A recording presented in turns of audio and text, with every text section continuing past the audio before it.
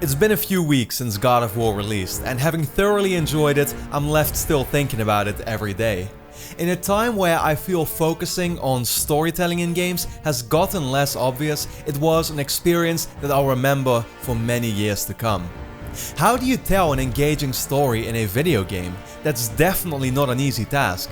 Unlike passive forms of entertainment, like movies, books or TV shows, there are many extra factors to take in mind. From level design to gameplay systems and the pacing being controlled by the player, all these aspects can cause for the experience to simply not feel coherent. What I was most impressed by after playing God of War is how it managed to tell a very self-contained, mature story. A story that leaves you feeling satisfied at the end of it all, but that also blended in so well with all the other elements of the game. And yet while I say that, I think about how much was left out there, teasing you plenty of times with the exciting potential of where the future could still go. But why is it that this game succeeds and what so many others fail to achieve? I started to summarize the story, and I discovered an interesting structure of 5 individual acts. Each one of those seems to have a purpose, an overarching goal, and what it's trying to teach you and the story it's trying to tell. In this video, together with you, I would like to relive that experience one more time. It should go without saying that from here on forward, beware of spoilers. Going through the game from beginning to end, I'll show every important moment, talk about how it made me feel, and discuss why it worked so well.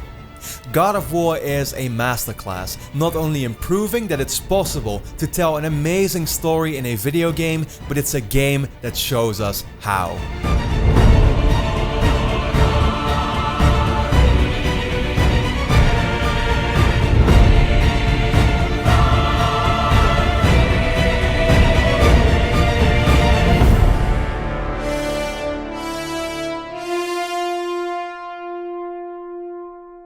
The first hour of God of War is immediately one of its biggest achievements. That's because it summarizes perfectly what you should expect to make you understand what the overall experience is going to be about. When you boot up the game for the very first time, you'll see Kratos on screen next to the menu, not quite knowing what's about to happen yet. After hitting new game and selecting the difficulty, it proceeds by taking you into this moment without interruption, making you aware of the fact that there are no camera cuts, you just jumped right into the game. We see Kratos saddened as he bows down next to a tree, focusing on the mark of a hand, which clearly indicates it is of some importance to him. As he gets back up, you're prompted to cut the tree down with your axe by pressing the R1 button. Now you likely won't even think about it, but already is the game subtly teaching you some of the controls, and that continues to be the case in the few hours to come for an important reason. Many games are often criticized for suffering from a slow start. Usually this is due to the fact that the opening hours don't just serve as a tutorial, but they truly feel like it. The key to not create the same issue is exactly that, to teach you the mechanics in very subtle ways. The last thing on your mind should be the realization that you're learning how to play the game, so it constantly surprises you with events that keep the story moving.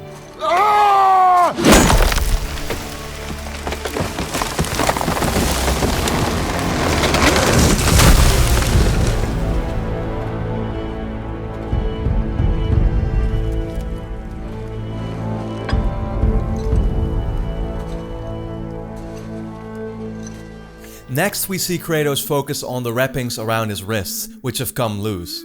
As a fan of the series, it obviously brought back the memories of the older games for me, knowing it's where the scars of the Blades of Chaos would have to be hidden.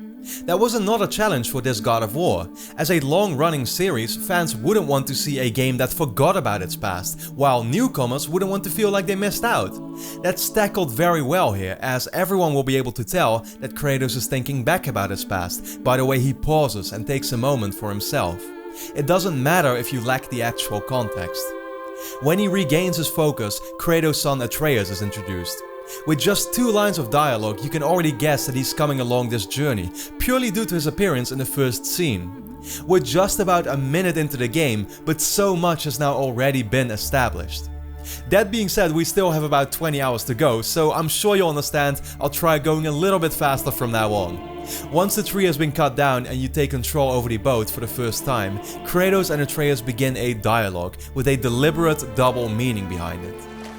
Father? What? Did something change? The forest feels different. Everything is different, boy. Try not to dwell on it. Yes, sir. It's that phrase, everything is different, try not to dwell on it. Like I said, the choice of words here is a very deliberate one by the developers. It's not just meant to tell you something about this Norse world, but about this game being very different than the ones that came before, and that's something you'll just have to accept to be able to appreciate it. Arriving back at their house, we see what the tree was truly needed for. Kratos' wife has passed away, and what follows is probably a more emotional scene than in any of the games that came before, and this is just the beginning.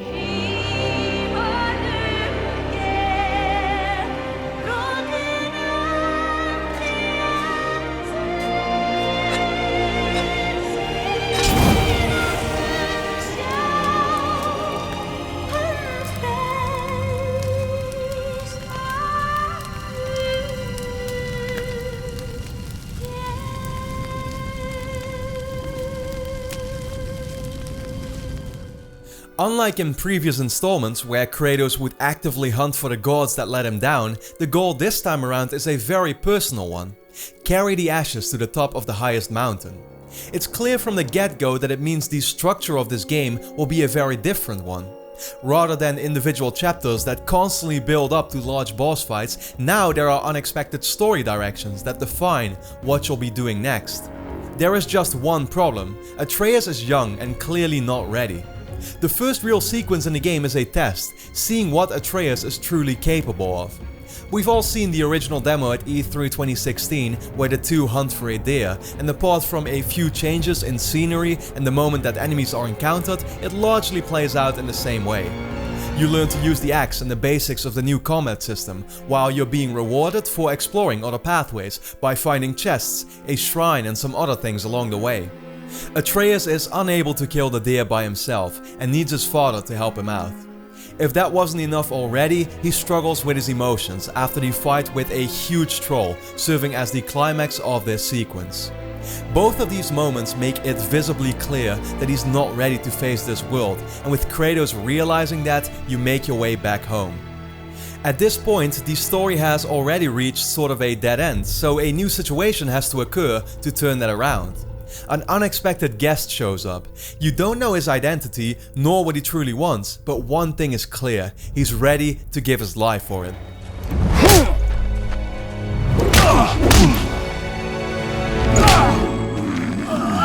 I warned you. Finally.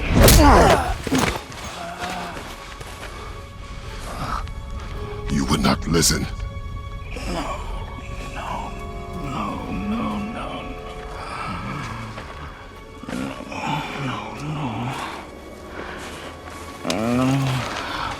Fine.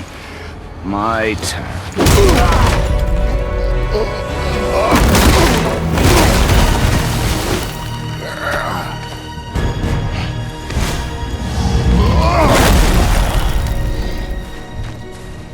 How incredibly disappointing. Come on then. It's an amazing segment.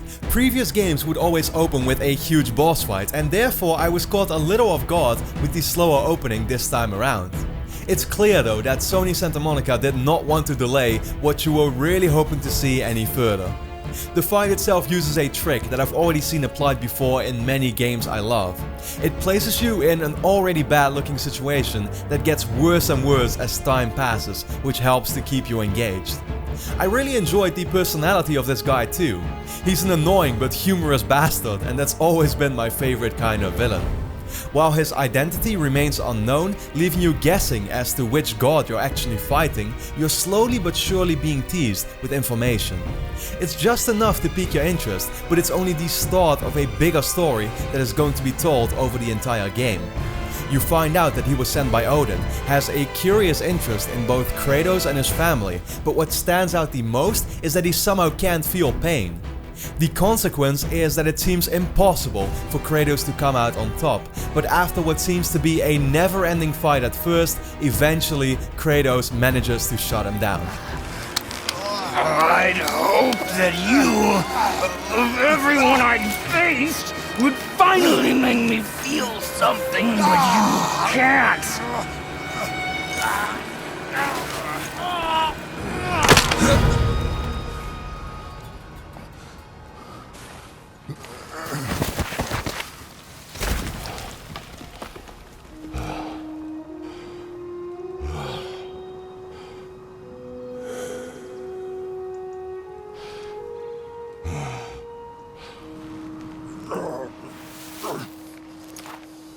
All that we discussed so far happens in the very first hour of the game.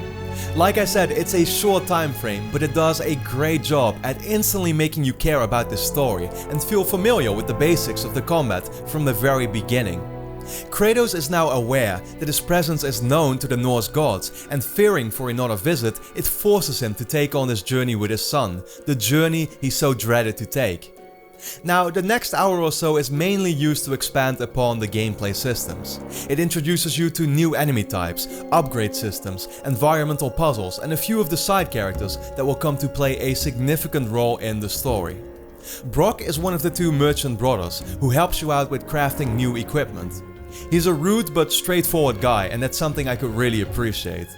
The first act ends with the appearance of the witch in the woods, who you meet after accidentally attacking one of her animals.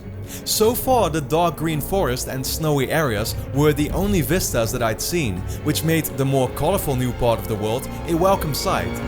It's established early on that she possesses powers too, not only as she's able to use magic, but because she can immediately tell that Kratos is a god, realizing he's hiding his past to his son. As a way of saying thanks for helping her save the animal, she grants the two a mark, explaining it will hide them from those who could make things difficult. But nonetheless, difficult the road ahead will surely be.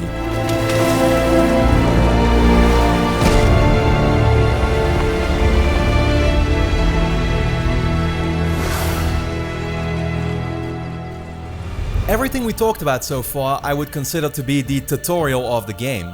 In retrospect, that made a lot of sense to me, because it's exactly the part that I got to play at a preview event 2 months before launch. It is meant to introduce you to the characters, the gameplay, and the premise of the story. At the same time, the experience so far has been completely linear. Sure, you could wander off and find some hidden collectibles, but the only real way of making progress was to move forward. It's now, just when you think that you have a grasp of everything that the game will offer, that the developers surprise you by opening up the world.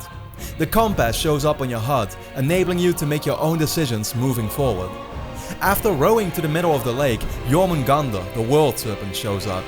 It's a moment that you're probably already anticipating if you've been following all the trailers, but when it actually happens, the impact isn't any lesser.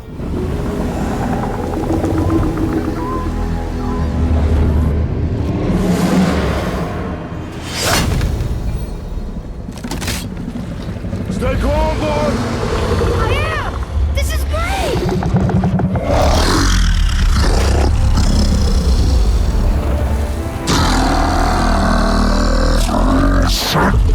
It speaks?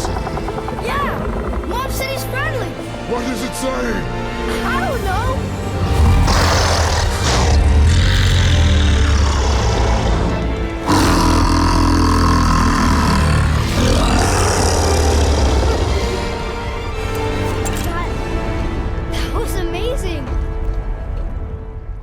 I already thought that it was an awesome twist to see such a huge, powerful creature not be your enemy for once. I mean, let's be honest, that would have never happened in previous games.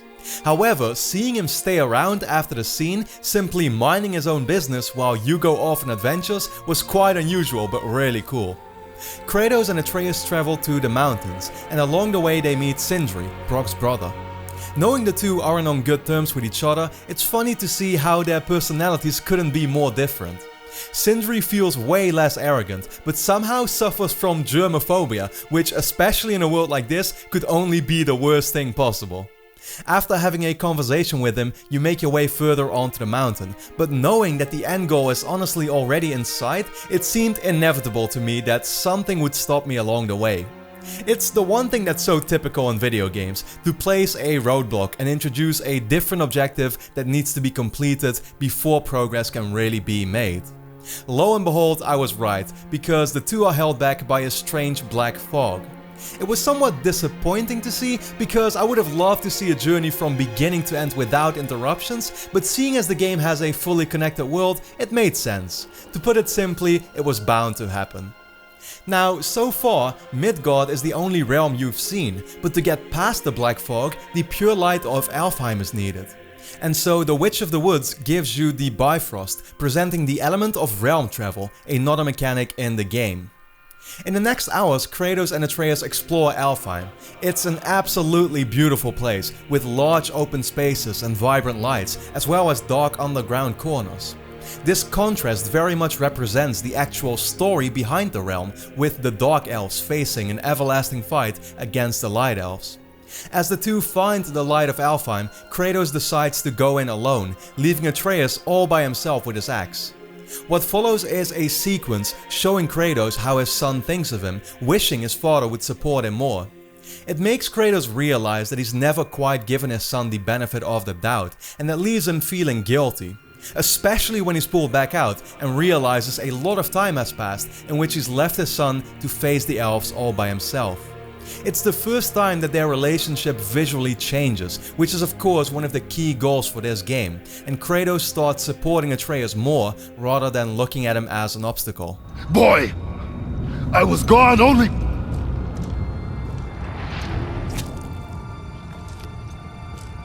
moments. No! You've been gone a long, long time! I didn't know what to do! You left me here! Again! Why don't you care? With the light of Alfheim acquired, you traverse through the black fog and go inside the mountain. It's an area with many enemies on your path, and where huge constructions make for some cool puzzle sections that require you to think outside the box. I was enjoying myself with the gameplay up until this point, but I did feel that the pacing had significantly slowed down. Where I talked about the beginning of the game doing a great job at surprising you with emotional and epic twists and turns, it was the second act that, looking back at it, is actually my least favorite one. Now, I understand why that is the case. This God of War has many new mechanics, gameplay systems that you need to be made familiar with, and that was the big purpose of these last sections. Sony Santa Monica must have realized this too, and that's the exact reason why, just when you start asking yourself when things will pick back up, you're confronted with the biggest enemy of the entire game. We're almost at the summit. Nothing's gonna stop us. Calm yourself, boy, and stay behind me. Yes, sir! The dragon boss fight came out of nowhere for me and was easily one of my favorite moments in the game. I like how it's split up in two sections. Trapped on the elevator, at first you try your best to escape the situation and make it out alive, but after doing so, decide to rescue Sindri and take it down. Many of us were curious how large-scale enemies would be fought with the camera angle now so close up to Kratos, and this boss fight finally answers that question. By slashing into its claws and throwing shadow crystals while it attacks, you can eventually stun and get the dragon to fall down, giving you a chance to strike its head. The visual spectacle is truly at a peak here. While mechanics of the fight don't particularly stand out, it ends the second act with a satisfying conclusion.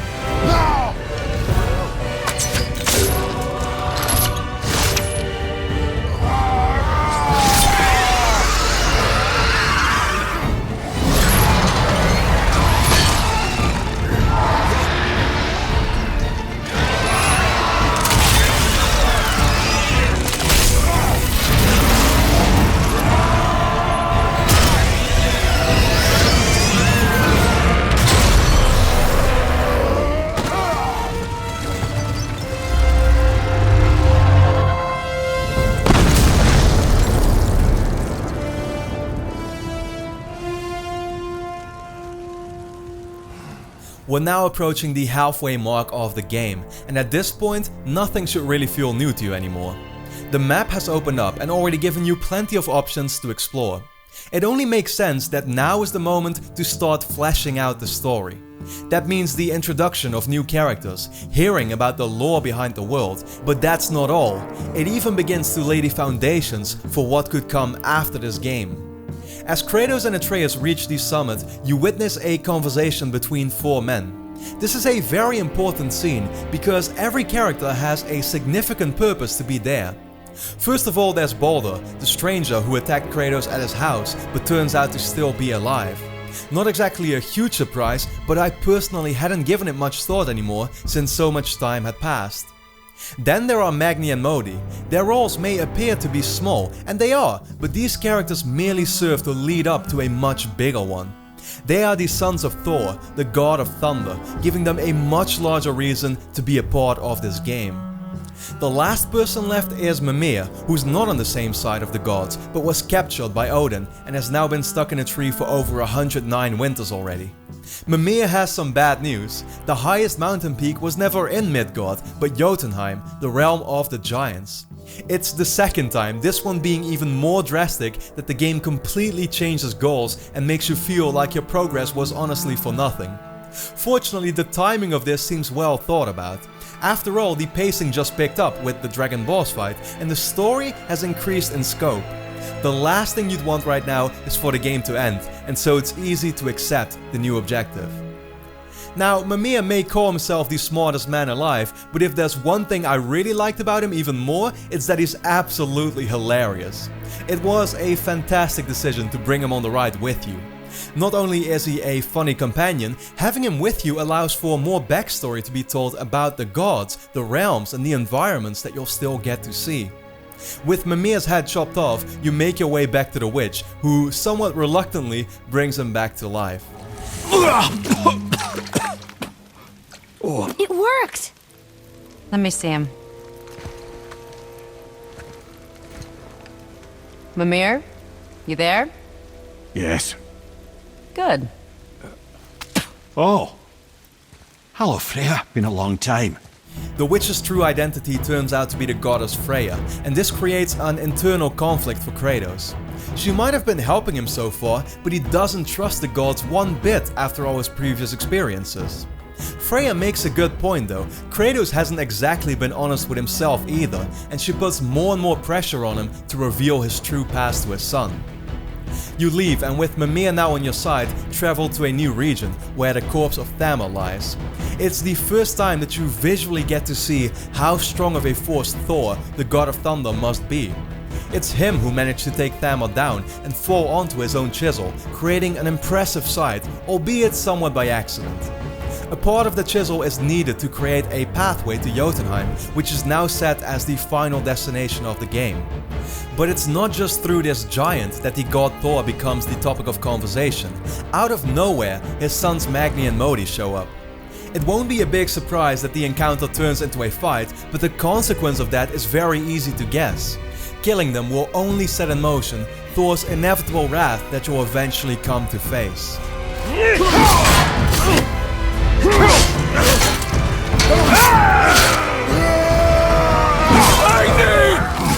No! How did you... You have no idea. You son of a bitch! No! Get this gun! I'll rip your head off! It's here where the story for the next game is already being set up. With Magni killed and Modi fleeing the scene injured, Kratos and Atreus acquire a piece of the chisel, and the next destination is Tyr's vault, where the travel rune to Jotunheim can be learned. Tyr was the Norse god of war, and is talked about highly by Mimir for using his powers to make peace rather than for selfish reasons. Killed by Odin out of fear that he'd overthrow him, Tyr was the only person the giants trusted to help protect Jotunheim. It's a really cool backstory, but whether it serves a greater purpose is yet to be seen. With Jotunheim in sight, it's the next, but fortunately the last time where the game will change directions. Modi awaits you with a surprise appearance. You don't know anything about my mother. Oh, it's true. But I'm gonna get to know you really well. You're gonna be my new brother. Right after I finish killing your father! Stop it!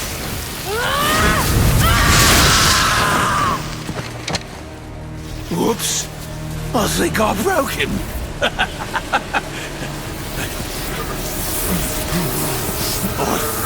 No. Stay back!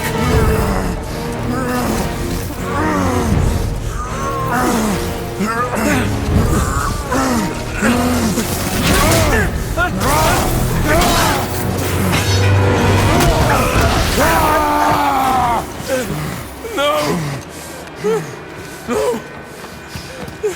This isn't over!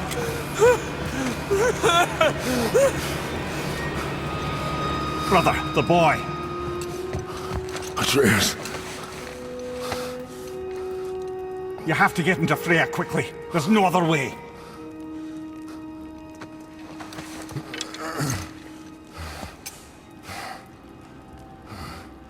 Up until now, the game has raised several questions that had been lingering in my mind all this time. Will Kratos acknowledge his past? How does Freya tie into all of this? And when will Atreus finally find out about his true identity? With the end getting closer and closer, naturally it's time for those to start getting answered. Freya tells Kratos about Helheim. She needs the heart of the gatekeeper to heal the sick Atreus. There is only one problem. It is a land of unyielding cold. Fires cannot burn there, and no magic in all the 9 realms can create a blaze. As for the dead, your frost axe will be useless. You'll need to find something else. Then I must return home. Dig up a past I swore would stay buried. Sure, I had played every God of War game, but a die-hard fan I would never have called myself before. Against my own expectations, I sat there with pure excitement in front of my TV when this happened. It was the #1 thing so hard to believe for both me and many other fans. Will the axe really be our only weapon? The slow boat ride leading up to that inevitable moment, knowing you're about to get the Blades of Chaos back, only built up the tension even more. And then seeing Athena, I honestly freaked the hell out. Combined with the scenery and the music, this whole segment was by far my favorite within the game. You know it's coming, and instead of taking away from the surprise, it made that inevitable moment even better.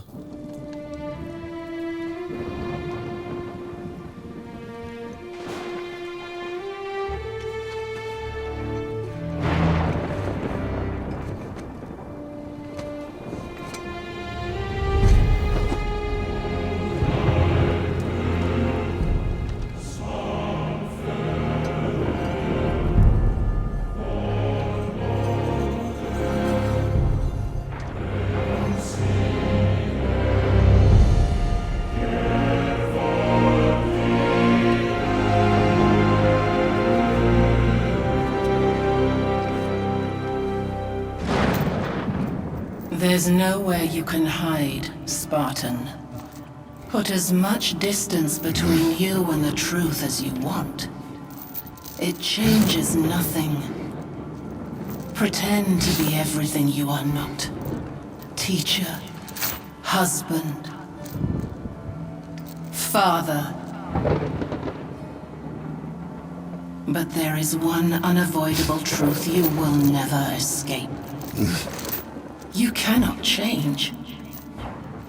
You will always be a monster. I know. But I am your monster no longer.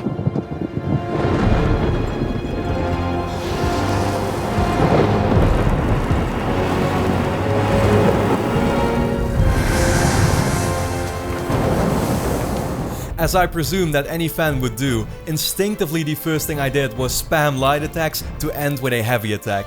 The combo still worked and felt more satisfying than I could have hoped. But even with the blades in my hand, I wasn't sure if I'd get to keep them. That's when I opened the menu to find out they had their own large skill tree and special abilities, proving that they weren't just an afterthought, but had been genuinely designed with the new combat system in mind.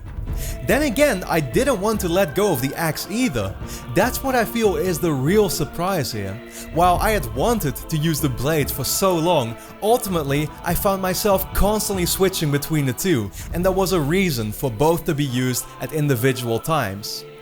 Once in Helheim, the road to the Gatekeeper turns out to be surprisingly short, which I assume is because it's not the last time you'll be visiting the realm.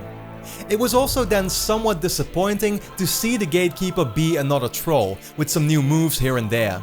It's one of the few flaws in this game. The enemy variety could have been better, but I'm sure that's a lesson the developer will take in mind for the next installment.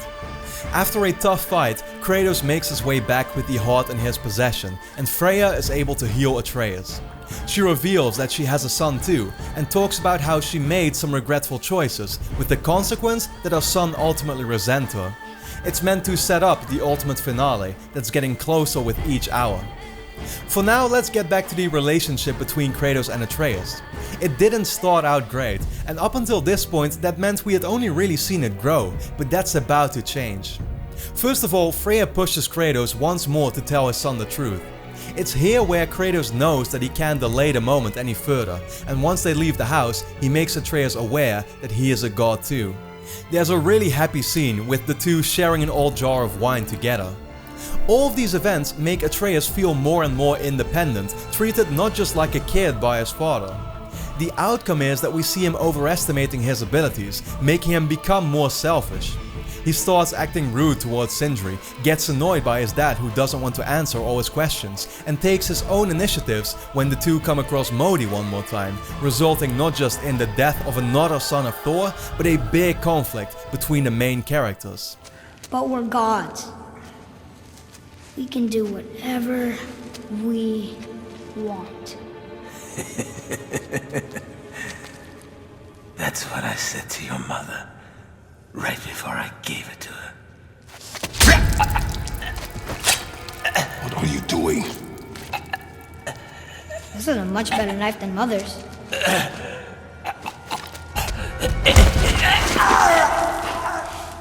You killed against my wishes. You lost control. Haven't you been teaching me to kill? I've been teaching you to survive. We are gods, boy. And that makes us a target. From now until the end of days, you are marked. So I teach you to kill, yes, but in defense of yourself. Never as an indulgence. Nobody cared about him anyways. What's the difference? There are consequences to killing a god! Why? How do you know? How do you know? Watch your tone, boy.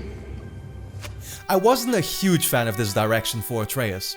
Sure, at the end of the day, it was merely supposed to be a phase. It's another life lesson for Atreus seeking his own identity, and I get that the relation needed not just the ups, but the downward moments too. However, I do feel the execution could have been better. His shift in personality seemed to happen rather abruptly, and before you know it, with every command and action in the game, you'd get Atreus saying the same whatever line, which was repeated so much, making it feel automated instead of real. It was rather annoying. Now, part of that was probably the intention, but to me it felt like a slightly forced step within the story. Fortunately, it's a rather short part. When the two make it back to the portal at the summit, Baldur awaits them, and the overconfidence of Atreus ultimately leads to failure. Ah! Let go! Calm down, boy. You are not ready for this. I am ready!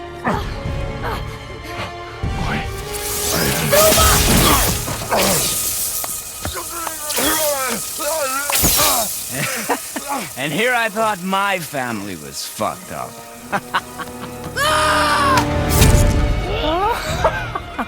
Oh, your father is right, boy. You are far from ready. Now would you be so kind as to hold this for me? Thank you. Atreus!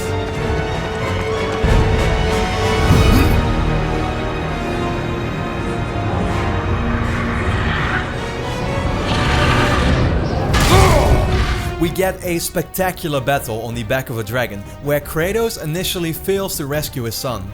He falls down and runs back to the Tree of Life, where Baldur attempts to open the gates to Asgard.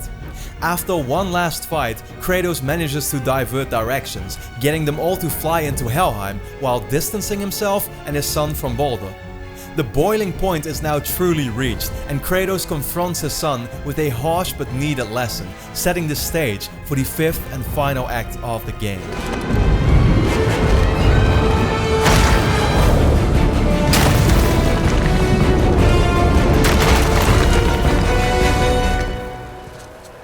Boy, I'm here! stay still.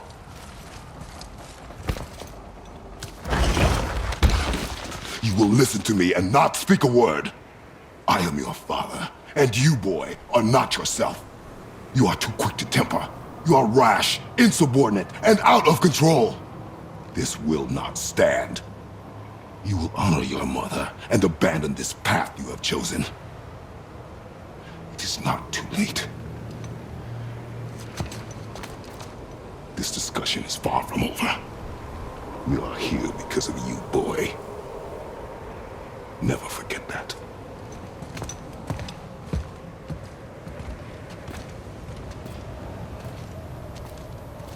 Atreus comes back to his senses, and it becomes clearer with each step that the end of the game is now in sight.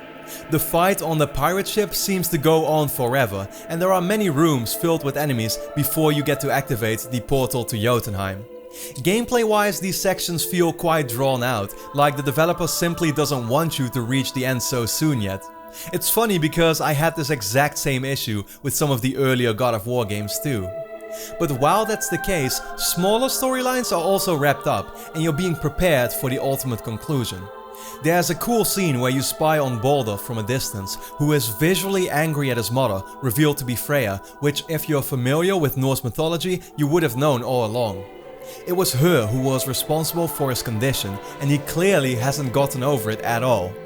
There's also a great callback to Kratos killing Zeus at the end of God of War 3. As a fan, you're there with Kratos who relives that moment. As a newcomer, you're like Atreus who finds out for the first time. Brok and Sindri also finally reunite. They let go of their grudges towards each other, and after seeing them separated throughout the entire game, it's a nice ending to their own little story. But now the rune on your brand looks different. Yeah, price of reforging something what broke. I knew it. You two love each other. Oh, cut it out, Princess. You're gonna get me all weak. I like the new one better. Don't you? We have work to do.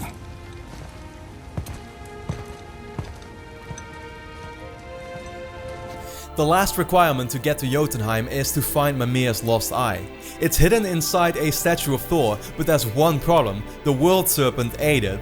The only way to get it back is by rowing into its mouth. No, it's not as gross as it sounds. In fact, I quite enjoyed the level, but after finding what you needed, the huge snake gets attacked by Baldur, causing him to spew you out. Freya shows up and tries to protect her son, but Kratos won't allow it. I don't need you to understand anything. I don't need you at all. Back off, Kratos. This has nothing to do. This path you walk, vengeance, you will find no peace. I know. You... I'll deal with you later. But family first.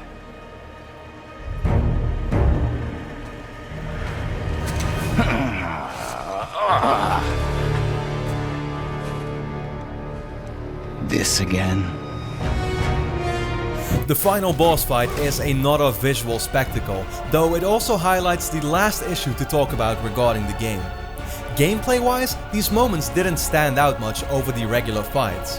Essentially, you're simply being thrown into an open space several times, and I'm hoping for a bit more creativity with a next installment. Baldur is impaled by Atreus' mistletoe arrow tip, the one thing that could finally make him feel again, and ultimately is unable to defeat Kratos. He doesn't care though, all he really wants is to kill his mother for the curse that she put onto him his entire life. Freya is the only one who understands his pain, and as a mother who loves her son, she's the sole person who would grant him his final wish. What? No, Baldur!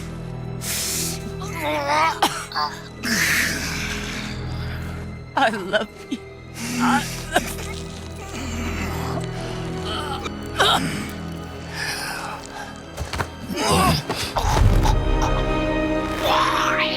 Why do you even care? You could have walked away. The Cygolians here must be better than this.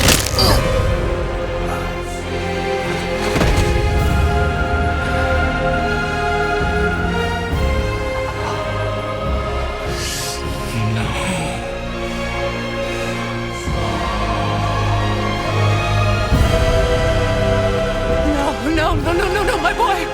My dear sweet boy!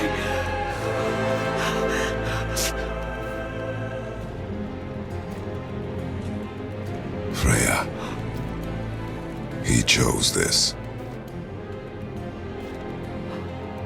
I will rain down every agony, every violation imaginable upon you. I will parade your cold body from every corner of every realm and feed your soul to the vilest filth in hell. That is my promise. He saved your life. He robbed me of everything. This is easily one of my favorite scenes in the game. We haven't seen the last of Freya yet, so obviously this storyline is meant to be continued in a future game. What that will lead to, only time will tell. There is just one task left, scattering the ashes. We get some huge revelations in Jotunheim, being that the giants foresaw all of this happening with the complete journey of Kratos and Atreus painted on the murals. Kratos' wife Faye was a giant too, and it turns out she marked the path for her husband and son to travel. The biggest surprises are kept for the final moments though. One of the murals shows a seemingly dead Kratos in the arms of Atreus, with the figure of a snake somehow connecting the two. If that wasn't enough already, there is the reveal that Atreus is actually Loki, the Norse god of mischief, leaving a much larger story ready to be told.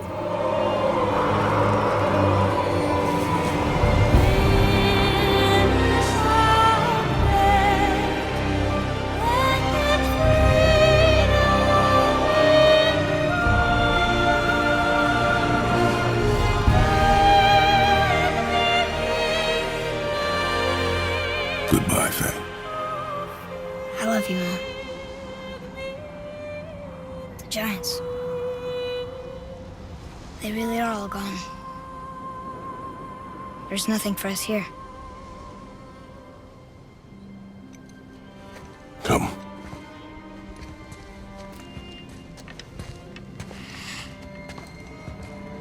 So, I get that Mother was a giant, which makes me part giant and part god.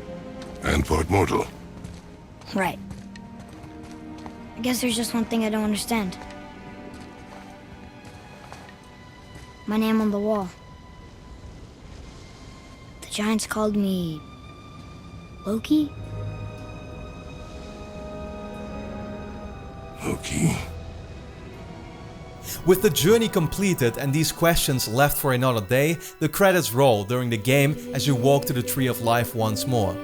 Kratos and Atreus make their way back home, feeling prepared for a lifetime worth of sleep.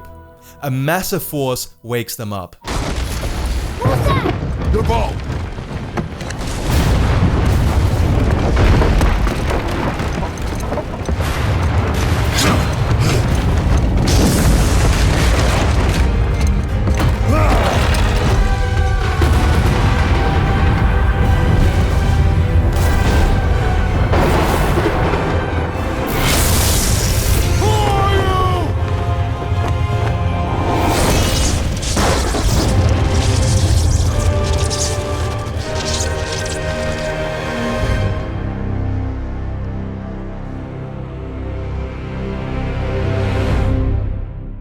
With God of War's story completed, it's pretty evident that there is a lot of material here for a future game.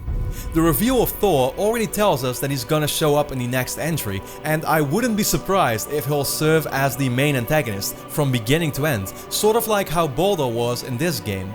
We already know the reason why he's coming for you, because killing his sons Magni and Modi, as well as his half brother Baldur, likely didn't leave him cold.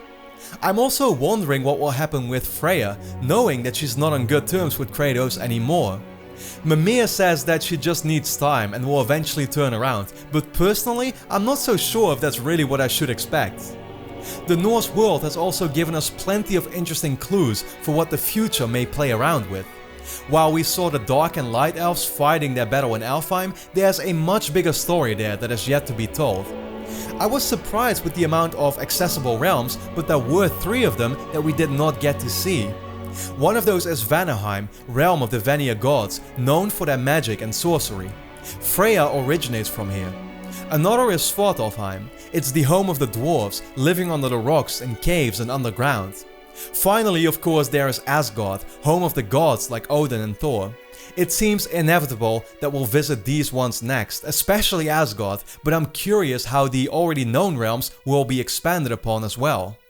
One last thing we know is that time moves differently in all these realms. In Helheim it slows down, in Alfheim it's the opposite. What role this will get to play, we've yet to find out.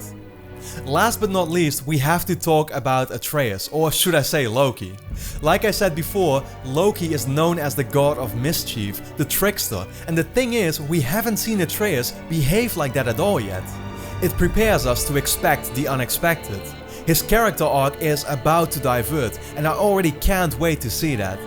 While Sony Santa Monica plays around with the Norse mythology a little bit, connections between characters have generally been in line with what we actually know. That also means that the World Serpent is connected to Atreus.